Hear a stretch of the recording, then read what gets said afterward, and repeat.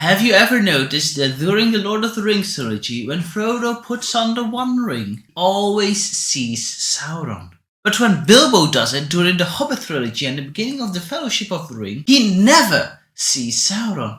How is this possible? It makes you wonder, could he have some kind of evil immunity? Maybe he is a wizard. Or maybe he is just a merry fellow like good old Tom Bombadil. Actually, no. Before we go to answer this question, how this is even possible, let's go back to the times that Bilbo used the ring. And first of all, let's go back to the year 2941. The year that Bilbo joined the quest to reclaim Erebor, where he joined Thorin and his companions. And he fell into the goblin caves, into the depths. And there he met the creature Gollum. But before he met him, he found this golden ring. And he puts it in his pocket. So he plays a little bit of a riddle game with Gollum. And the last question is, what have I got in my pocket? And Gollum doesn't know the answer, he thinks it's unfair, and eventually finds out. Bilbo took the ring.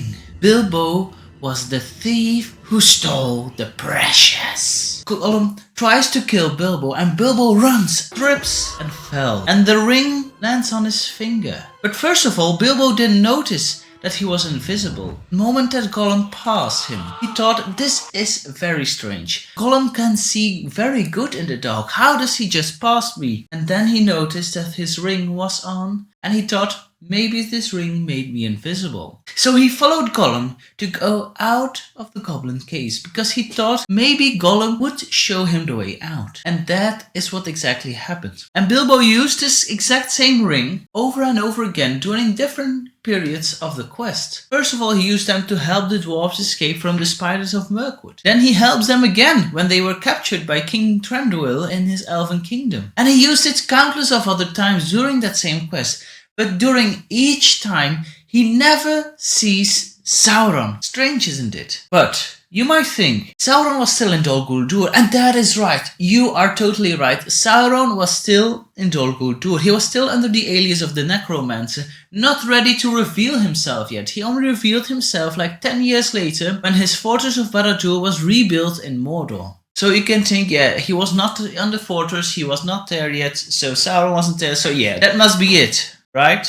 No. Because during Bilbo's 111th birthday party, after his wonderful speech, I don't know half of you half as well as I should like, and I like less than half of you half as well as you deserve. He put on the One Ring and disappeared, returned to Baggins. During that time, Sauron was back in Mordor. He has revealed himself and the Tower of Barad Dur was completed. How do you explain this? Well, actually, it is very simple. You are mixing up the books and the movies. In the movies, we see when Frodo puts on the One Ring, he always sees the eye of Sauron. But in the books, it is not like that. Sauron only sees Frodo 2 times when he puts on the One Ring. All the other times, Frodo can just put it on, be invisible, and nobody cares. Well, yeah, Gandalf cares and such.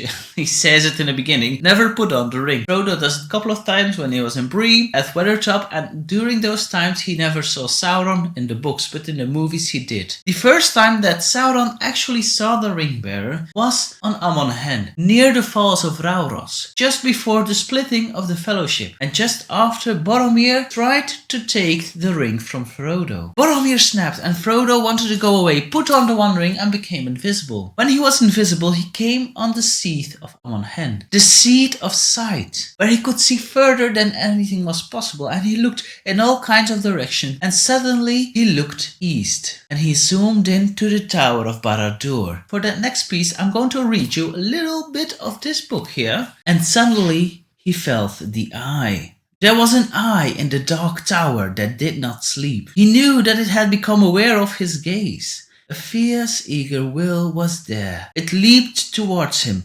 Almost like a finger he felt it, searching for him. Very soon it would nail him down. Know just exactly where he was. Amon Hen it touched. It glanced upon Tol Brandir. He threw himself from the seat, crouching, covering his head with his grey hood. He heard himself crying out, "Never! Never!" Or was it, "Verily I come to you"? He could not tell. Then, as a flash from another point of power, there came to his mind another thought. "Take it off! Take it off! Fool! of the ring! The two powers strove in him for a moment, perfectly balanced. Between their piercing points, he writted, tormented. Suddenly he was aware of himself again. Frodo, neither the voice nor the eye, free to choose. And with one remaining instant in which to do so, he took the ring off his finger. He was kneeled in clear sunlight before the high seat. A black shadow seemed to pass like an arm above him. It missed Amon Hen and groped out west and faded. Then all the sky was clean and blue, and birds sang in every tree. You see that Sauron tried to pinpoint the ring bearer, tried to find where he actually was. But there came another voice, and that voice is something that Frodo did not know, but was Gandalf.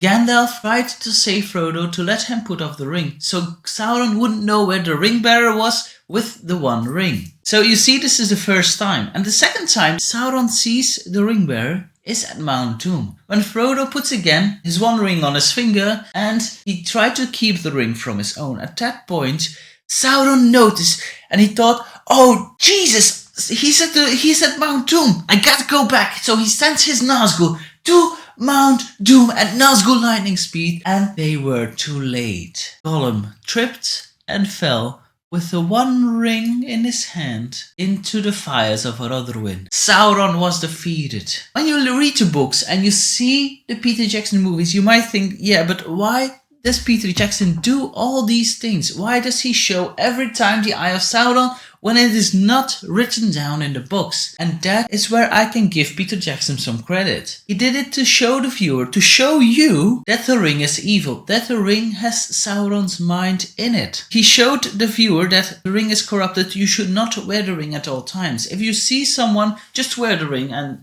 yeah, it's okay, no problem. Why don't stay invisible the whole time, you might think? And why don't you do that? And in the books it goes pretty well like this, but in the movies, for a visual effect, I think it's better to see the Eye of Sauron. When you go to see what happened on Amon Hen, you see that Frodo zooms in to the Tower of Barad Dur, sees the eye and confronts it. Not like it was just filling up the room like the other times and he put on the one ring. At the end, at Mount Doom, you don't see Sauron near Mount Doom, or in Mount Doom when Frodo puts on the one ring. You see Sauron's eye being frightened, being scared. Oh, I am deceived! Go, go, go, go, get it! That is Sauron's reaction, and I think it is wonderfully displayed into the Lord of the Rings adaptation. It is crazy to think that it took him nearly 3,000 years to regain his strength, to go back, that the ring has so much of his malice, so much of his power in it. Then 50, 60 years later, the ring got destroyed. Strange, isn't it? That one little thing can do this. And it took Sauron nearly 3,000 years, 2,951 years to be exact, to reveal himself again to the world, to show him that the Dark Lord has returned. But what